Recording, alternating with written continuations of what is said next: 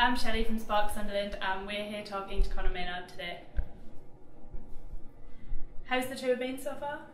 Been crazy. It's been really fun so far. I feel like I've had a real chance to meet all different maniacs, as my fans are called, from all over the UK, and they've just been amazing. I think all the different towns have definitely lived up to their lived up to their kind of, what's the word?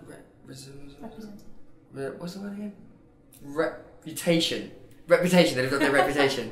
Wow, I've forgotten that word 3 times today. I've said that in 3 different interviews and I forget the word every time. I keep trying to say representation. What was that? It's a different word. Reputation. There we go. I'm just teaching you right now. Are you excited to play the North East? Definitely. I've actually played Newcastle before and it was insane. So was it pretty crazy? I'm hoping that it lives up to its its reputation once more. There we go. Do you have like a pre-show routine? Yeah, I was getting entirely naked and stand in the middle of the stage. Really? Let the fans soak it in. No. I definitely pace around a lot.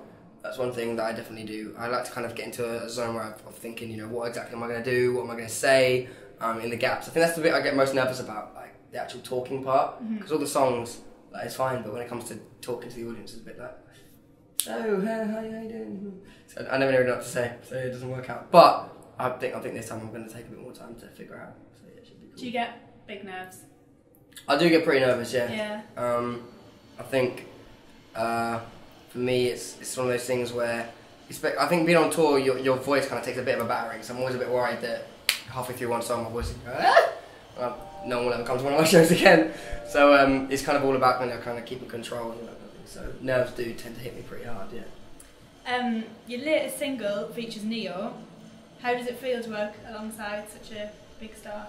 Yeah, it was great. He was over the moon that he got to work with me. So I'm not joking. It was really, really fun. I think he's someone that I grew up listening to. So the fact that I got to work with him was crazy. I had to get quite used to meeting some of my idols. Very early on. I kind of got to work with people like Neo and Pharrell, and I had to kind of be prepared to not run in there and just lick their face. I had to be normal and not and kind of be an artist as well. So I think for me, I had to kind of get used to that really quickly. But it was really cool. And Neo's such a nice guy anyway, so down to earth. So it was really cool. Yeah, you've worked with loads of big stars on your album as well. Is that the same thing? Yeah, I think obviously there's Pharrell and obviously, I've never actually got to meet Frank Ocean. He wrote a track on my album, but I never got to meet him, which is really nice. So hopefully in the future I get to meet him. But Rita Ora as well, working with her was really, really fun. She's just a really bubbly, fun person in the studio, so that was really cool. And yeah, so it's been good. Definitely. You started out on YouTube. What's your favourite cover you've done? My favourite cover? I would probably say I've got 2 favourites. I would say one of the more serious side, but probably Marvin's Room by Drake. I did a cover of Marvin's Room, which is one that I really enjoyed doing. Kind of really put across a personal feeling I had during that time. And then a more stupid one was I did a cover of Mother Lover by The Lonely Island and Justin Timberlake, which is, you should definitely check it out. Or not. Not with your mum. Don't check it out with your mum in the room. You'll ruin your relationship forever. So, yeah. Why is that? Just watch it. Just watch it and you'll learn. You get compared quite a bit to Justin Bieber. I think that's because of the YouTube thing, myself. Would you compare yourself to anyone? I don't know really. I suppose I kind of had a motto when I was creating my album, and I think I kind of went with it's better to fail in originality than it is to succeed in imitation. I didn't want to try and copy anyone. I didn't want to try and be Justin Bieber 2.0. I wanted to be the first Conor Maynard. I wanted to be someone that was kind of different. And I feel like what was so exciting and what made me so happy that Can't Say No did so well is because in the charts at that time, everything was just, and it was, Can't Say No kind of came in a bit differently, and it was cool that it did so well considering it wasn't really like anything at the time. So I feel for me it's more about kind of always trying to create something that's slightly different, and I think I wouldn't really want to be compared. Obviously there are massive influences, people like Michael Jackson, Justin Timberlake. If I was kind of compared to them in a way, that'd be cool. But at the same time, I'd like to be kind of my own artist. So yeah. Is there anyone you'd most like to collaborate with that you haven't? Obviously, you've collaborated with big stars already. Yeah. I'm a massive fan of Drake, so if I got a chance to work with him, maybe on a more kind of mellow kind of track, that'd be really cool. But also someone who's kind of more on the other side of the spectrum, but I would still love to work with, is John Mayer. I absolutely love his music, and I think if I got a chance to work with him, that'd be really cool. So yeah. Yeah, that'd be cool. This year's been huge for you, like especially with the #1 album and everything. What have been the best parts for you? I think obviously, well for me the first thing that kind of happened that was crazy was winning MTV's Brand New for 2012. That was crazy, winning that award. You know, before I didn't release anything. Because you're up against like Lana Del Rey. Yeah. There were some mad names in that list. So the fact that I got to win was crazy. So that was amazing. And then obviously, as I said, working with all the different people I got a chance to work with was. I think it definitely all lent itself to the album going to #1 though. As you said, I feel like the album going to #1 was kind of the kind of the cherry on top of the cake. It was just the most crazy thing to happen. I feel like what it's really done to me though is kind of made me very motivated and driven to kind of get to what's next. Kind of the next step is obviously maybe a #1 album in all different countries or that kind of thing. So yeah, it's just made me want to keep going. So yeah. Cool. Who were your influences growing up?